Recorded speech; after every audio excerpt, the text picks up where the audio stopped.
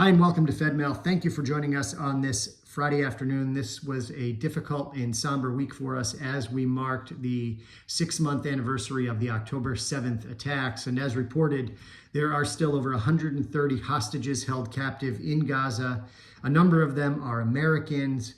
And we call upon all of the elected officials who have been so concerned about the ongoing situation in Gaza to stand up now and to call for the release of the hostages. Now, we also note that earlier this week, Hamas came out and said that they didn't know the whereabouts of 40 of the hostages. Indications are that many of them may have been killed in captivity, which is just a very, very sad tragedy. And it has also made negotiations much more difficult. In fact, yet again this week, Hamas turned away from ceasefire negotiations, and this was a rejection of an arrangement that would have released 1,000 Palestinian terror prisoners, many of whom were held for very serious violence that they had committed, along with a prolonged ceasefire. And Hamas said no. Yet again, they rejected this. And it's really puzzling to us. Well, it's not so puzzling, but it's frustrating to us that there aren't more elected officials, those with a platform, who stand up and condemn Hamas when they reject these ceasefire arrangements. Everyone talks about Israel and they put the pressure on Israel, but they're not putting any pressure on Hamas, which really has only exacerbated an already very difficult and terrible situation. So if you happen to be listening to this and you're in a position of power, an elected official, I call on you to stand up and do the right thing.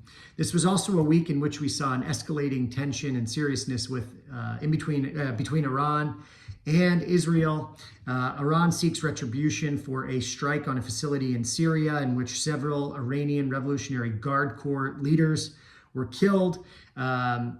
Leadership from the United States, defense leadership, along with the Israeli IDF leaders, have met earlier this week to discuss this very, very serious situation with CENTCOM, which is the U.S. command center that oversees the Middle East region.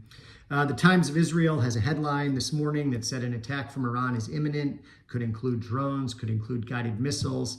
I know that the State Department had called on U.S. consular and embassy services and their families to remain only within the areas immediately near the embassy, so both within Tel Aviv, Haifa, and Jerusalem, if I'm not mistaken, and I may have the details of that slightly wrong, but you can, of course, visit the State Department's website to find out more information on that. So all eyes are on the region, and we certainly are hoping that all of our friends and family members and everyone in Israel remains safe through this incredibly difficult time. This past week, locally, we also visited the American Museum of Jewish History, and that took place on Sunday, which was the anniversary, of course, as mentioned, of the October 7th attack. And we saw an exhibit related to the Holocaust and to keep Holocaust remembrance alive. And a few of the folks who were in attendance with us remarked that not much has changed within the past number of decades, going back to the Holocaust, the 75 years or so since, 80 years since. But one thing is certain, and that is the rebirth of the state of Israel. Because if you're aware of history at all and you understand the Holocaust, you know that those who sought refuge were unable to do so, and they were trapped within the grasp of the Nazis during the Holocaust. And rather than escape to freedom in what would become Israel, they were basically locked out with nowhere to go. And so we must keep that in mind, and all the more reason to cherish and support Israel, especially through these very, very difficult times. Locally, there's also a referendum on the table for Clark University to vote for divestiture, and this is a student-led initiative. A number of clubs have signed on to it, and I want to commend and really thank the students of Clark Hillel and their leader, their director, Jeff Narod, who they've led efforts to fight back against this divestiture initiative, and they're doing a terrific job. So keep up the great work. To all of you. Also, among our universities, Worcester State University continues to host a number of anti-Israel programs, and there are more coming up this week. I want to let you know we are doing everything we can to work behind the scenes, leverage our relationships, and really explain why these programs are so concerning and really against the spirit of academia, and that they only offer one side of this very complex and difficult conflict. And we are watching for continued fallout from that.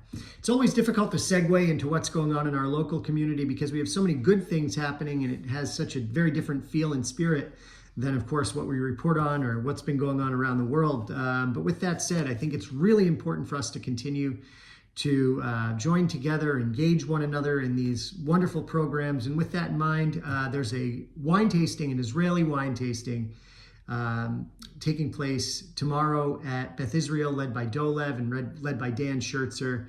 And I think it's really important to come together for these types of things, to show support to one another and to be the great community that we are. So on the 13th, wine tasting. On the 14th, Good Deeds Day. And I also want to note that the Yom HaShoah program, the Art and Writing Challenge, has been announced. And for all you middle school and high school students, make sure to sign up for that. B'nai B'rith is offering wonderful cash awards to those who are given first, second, and third place in the different categories. There's a great opportunity for you. Make sure to sign up for it. And also, there are the Queen Esther scholarships put forward by B'nai B'rith. And with the cost of college as high as it is today, everyone could use some financial support. It's easy to apply. Check out the flyer below in Fedmail. I hope you're all doing well. Make sure to reach out if you have any questions about upcoming Passover programs. I'm sure everyone's getting ready now for Pesach. And once again, thank you so much for being supportive through these difficult times. Your generosity, your engagement, all of it is greatly, greatly appreciated. Thank you. Take care. Shabbat Shalom. Bye-bye.